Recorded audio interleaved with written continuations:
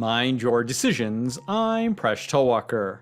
The first term of an infinite series is 1 divided by 5 root 4 plus 4 root 5. The second term is 1 divided by 6 root 5 plus 5 root 6.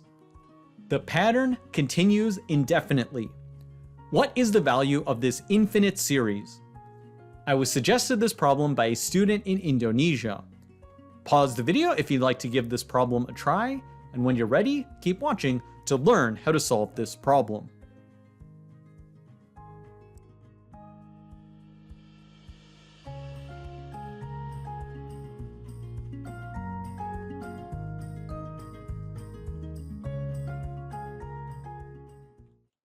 A general term in this series is 1 divided by n multiplied by the square root of n minus 1 plus n minus 1 multiplied by the square root of n.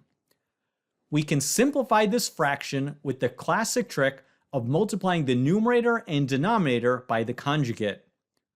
The result will be a difference of squares. We'll take the square of the first term minus the square of the second term. This is the resulting fraction. We can then factor the denominator by factoring the quantity n multiplied by n minus 1. We then simplify the denominator. We now have a single term in the denominator, so we can divide through. We end up with the following result. It'll be equal to the square root of n minus 1 over n minus 1 minus the square root of n over n. We will use this formula to simplify each term in the series. We'll apply this formula to the first term. Here, n is equal to 5. We thus get the result of the square root of 4 over 4 minus the square root of 5 over 5.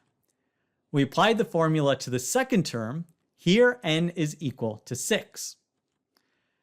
Then we apply this formula to the third term, and here n is equal to 7. Now this pattern continues indefinitely. We'll simplify the result. Notice we have a negative square root of 5 over 5 plus a square root of 5 over 5, and these two terms will cancel. The following two terms will also cancel, and this pattern will continue indefinitely.